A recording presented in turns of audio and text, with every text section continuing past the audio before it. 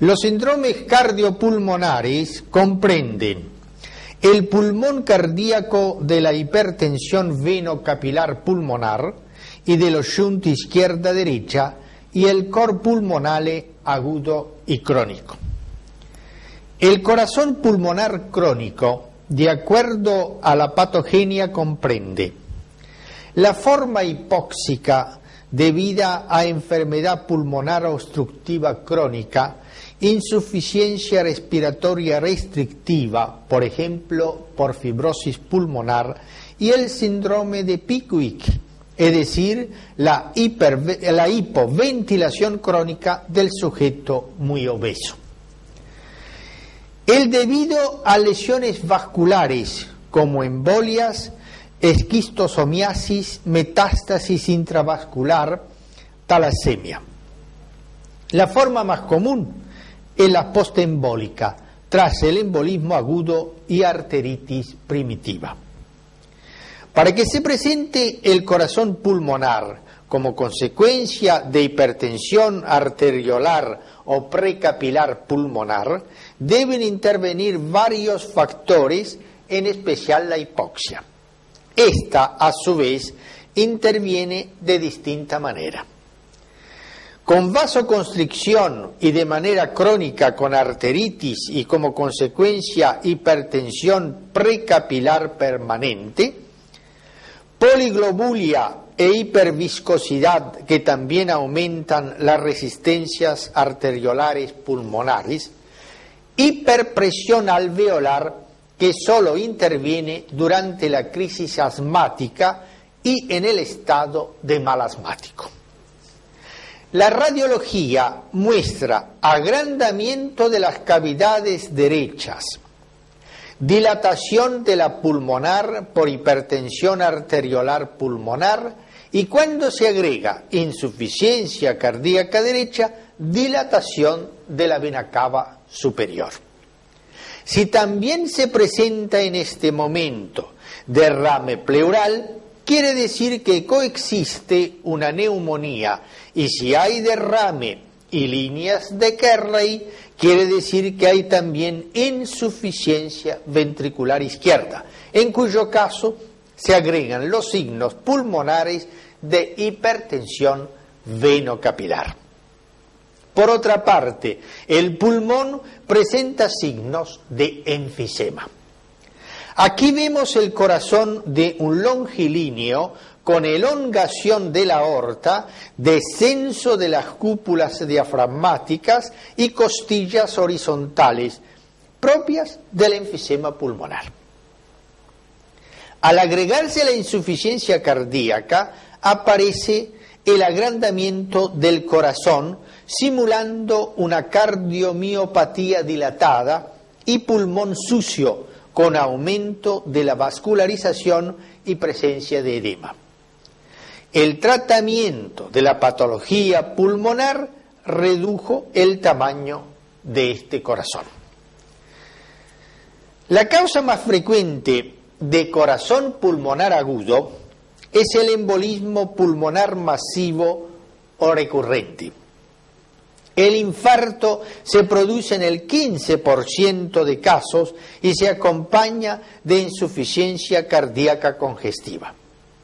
Existen dos tipos de radiografía, la no diagnóstica y la indicativa.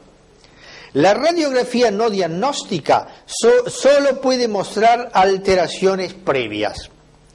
La radiología indicativa reúne a todos los signos que pueden indicar directa o indirectamente una embolia, un infarto o ambos en la forma recurrente. Comprenden signos mínimos como elevación de un hemidiafragma en más de 2 centímetros con relación al otro. Se debería a la oligoemia que al disminuir el volumen de sangre, disminuye el volumen pulmonar. Base pulmonar velada, pero sin ocupar el seno costodiafragmático por atelectasia o derrame pleural mínimo. Línea de Fleischner que son microatelectasias focales por obstrucción bronquial secundaria a obstrucción vascular en forma lineal o redondeada. No sobrepasan las cisuras ni ocupan el hilio. Imagen de infarto de pulmón de forma triangular con vértice iliar. Simula una neumonía o una atelectasia o un tumor. Puede acompañarse de derrame que cuando es pequeño se parece a una elevación del diafragma. Signos vasculares. En las zonas obstruidas hay oligoemia y en las zonas hipervascularizadas hay congestión, plétora. La hipertensión pulmonar se presenta con dilatación de la pulmonar. Si se obstruye el tronco principal, el hilio es pequeño y retraído y los vasos pulmonares se ven o dilatados o amputados en forma localizada o generalizada. Aquí se ve la elevación del hemidiafragma derecho, línea de Fleischner y el signo de Westermarck, esto es hiperclaridad en la base derecha. Aquí A es el signo de Westermarck, B el signo de la poda, la amputación de la arteria obstruida, C seno izquierdo ocupado por un proceso antiguo. Se suelen describir tres formas de miocardiopatías: la dilatada o congestiva, la restrictiva y la hipertrófica. Para algunos hay una cuarta forma, la obliterativa, que se debe a una obstrucción de la cámara de entrada en los ventrículos, estenosis respectiva, y que se asocia con regurgitación mitral y tricuspidia, pues altera el llenado ventricular y se debe a fibrosis endomiocárdica. La miocardiopatía se define como una alteración del miocardio de causa conocida o desconocida. La miocardiopatía dilatada o congestiva se debe a varias causas y el trastorno fundamental es el déficit de la contractilidad. Hay dilatación sin engrosamiento de la pared. Simula un derrame pericárdico. Ambos presentan corazón grande y pulmones claros. Cuando se instala la insuficiencia cardíaca, aparecen los signos pulmonares de la hipertensión venocapilar. La miocardiopatía restrictiva se debe a procesos que infiltran al miocardio, por ejemplo, la eosinofilia del síndrome de Loeffler, la amiloidosis, la sarcoidosis. En esta forma, las cavidades están dilatadas y las paredes engrosadas.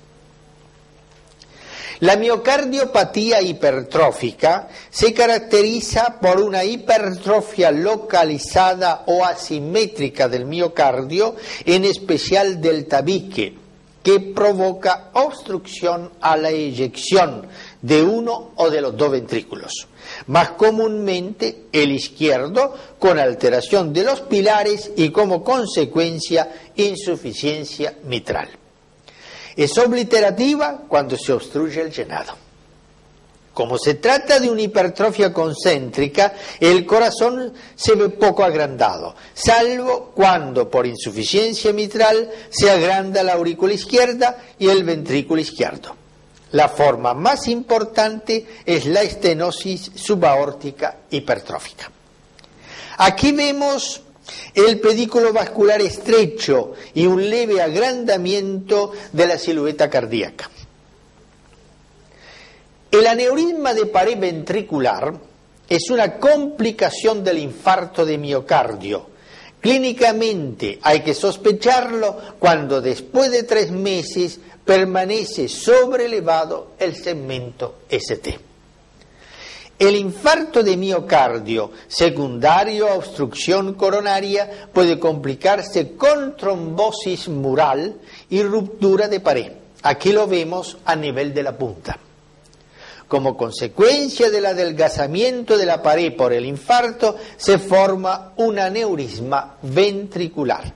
Aquí el aneurisma es apical y ocupado por un trombo laminado. La coronariografía muestra que el aneurisma anteroapical se debe a obstrucción de la descendente anterior. Al lado, la circunfleja izquierda. La imagen está en oblicua anterior derecha. En esta radiografía vemos un gran aneurisma del ventrículo izquierdo que casi se proyecta hasta la pared torácica. También en esta radiografía se muestra un aneurisma, pero más pequeño y calcificado. El angiograma ventricular muestra un aneurisma del ventrículo izquierdo y en su interior un coágulo. Normalmente el pericardio no se ve, porque tiene la misma densidad del corazón. Es visible en tres situaciones: cuando está calcificado o fibrosado, cuando entre las dos hojas se forma un derrame, cuando presenta un tumor o un quiste. La calcificación del pericardio se ve como una formación lineal e irregular que contornea la imagen cardíaca. Casi siempre se debe a derrame, hemopericardio, pericarditis constrictiva. El derrame puede ser un exudado, como en la pericarditis, un trasudado en la insuficiencia cardíaca, es el hidropericardio, quiloso por obstrucción neoplásica del conducto torácico, hemorrágico por rotura de un infarto de miocardio, un aneurisma sifilítico, la disección de la aorta. El corazón toma la forma redondeada o globulosa y se borran los arcos, pero no se altera el pedículo vascular, pues el pericardio cubre los vasos solo en su nacimiento. En conjunto dan la imagen en botellón de cuello fino, donde el cuello es el pedículo vascular que en relación con el corazón parece estrecho.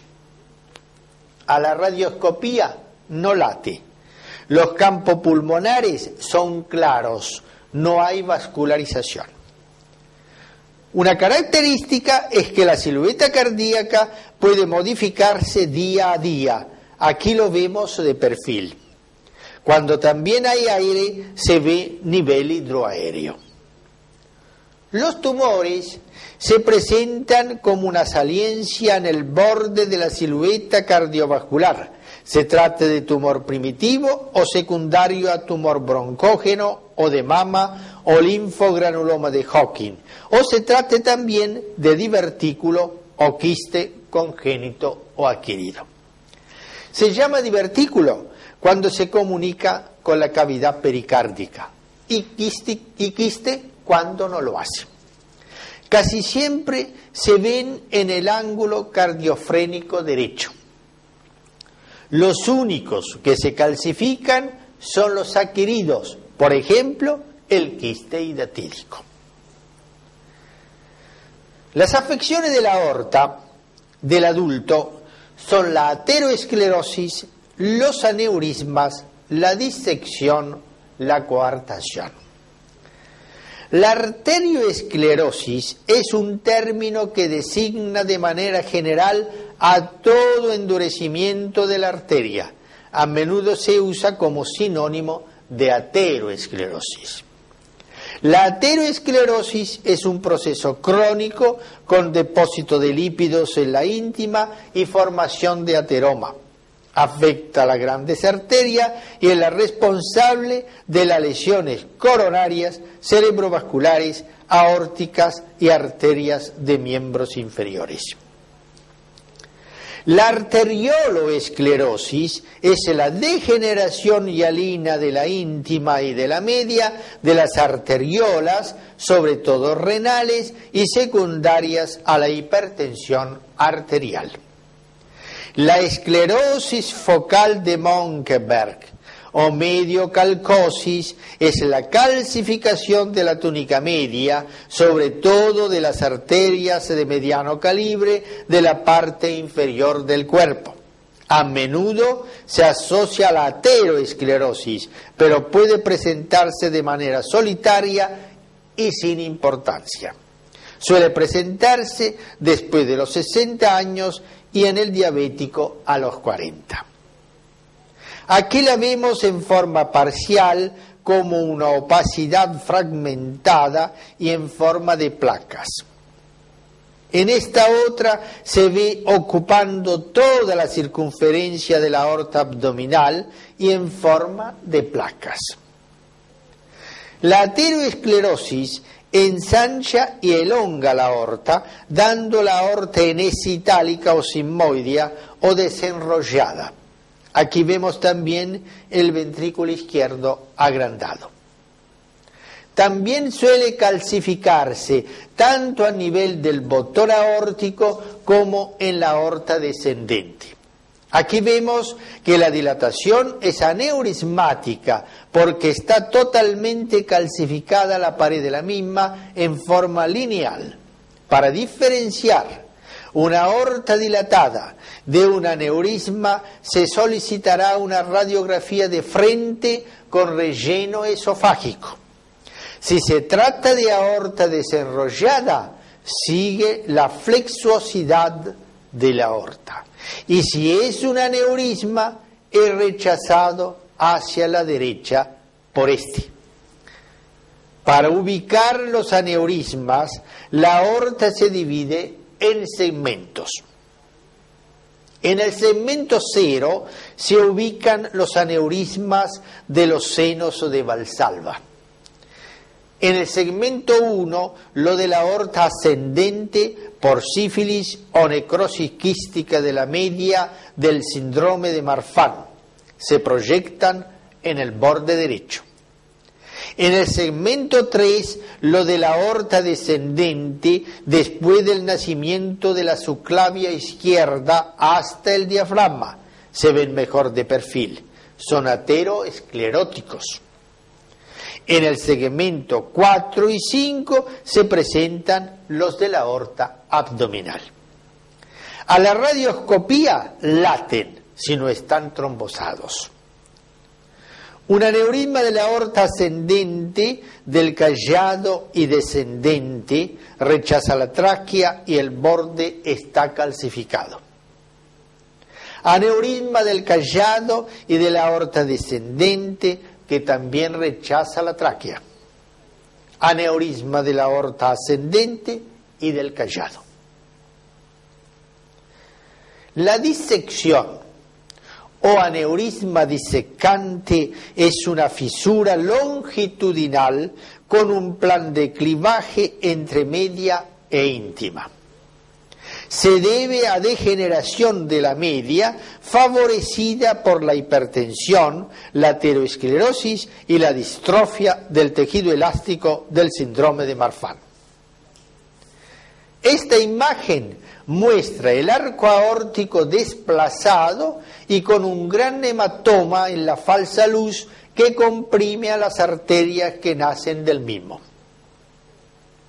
Desde el punto de vista quirúrgico, comprende el tipo primero, cuando la disección va desde la aorta ascendente hasta la ilíaca primitiva. En esta radiografía, el hematoma que comprime a la aorta le da a esta un aspecto cóncavo. Se llama tipo segundo cuando toma solo la aorta ascendente, esto es, llega solo hasta el callado. Es propio del síndrome de Marfan.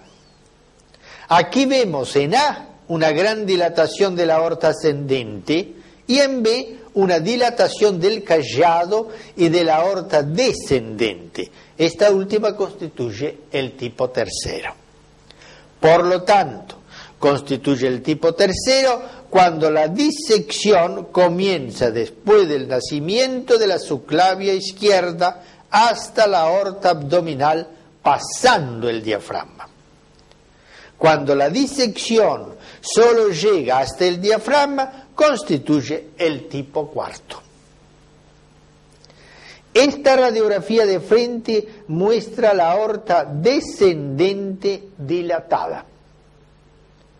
La radiografía de perfil muestra que la dilatación aneurismática ocupa el mediastino posterior. Aquí vemos el mismo caso, pero visto de frente. La imagen supera el callado a la izquierda, el que se ve dentro de la masa aneurismática. El aneurisma se proyecta hacia la izquierda y atrás. En esta imagen vemos que la dilatación aneurismática es extrema y la disección de la aorta ocupa todo el hemitórax izquierdo. En esta ortografía vemos que el flap o ala de la disección se extiende a lo largo de la aorta descendente hasta más abajo de las arterias renales. La coartación de la aorta es una estenosis congénito adquirida de la misma. Como consecuencia, se forman circulaciones colaterales en que intervienen las mamarias, las intercostales, el círculo periescapular y las lumbares. En la parte superior del cuerpo hay hipertensión arterial. La flecha muestra una coartación entre el origen de la subclavia izquierda y la desembocadura de un ductus cerrado. Cuando el ductus desemboca por arriba de la coartación, el shunto es de izquierda a derecha, de aorta al pulmonar, y aparece insuficiencia cardíaca. Es el tipo adulto. Cuando desemboca por debajo, el shunt se realiza al revés, de derecha a izquierda, de pulmonar a aorta, y aparece cianosis, y es mal tolerada. Es el tipo infantil. Esta radiografía simple de tórax se aprecian las muescas costales, el callado pequeño y un corazón normal. En esta otra radiografía se ven en cambio las mismas alteraciones y el corazón agrandado a expensas del ventrículo izquierdo. En esta ortografía de frente se ve la aorta ascendente dilatada y la coartación después de la salida de la subclavia. En oblicuo anterior izquierda, el aortograma muestra también que la coartación es posterior a la salida de la subclavia izquierda.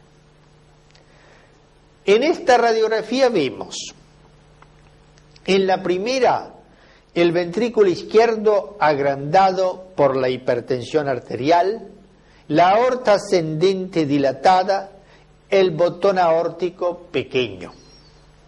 En la segunda, se ven las erosiones costales por la circulación colateral o signo de Rosler, desde la tercera a la octava costilla.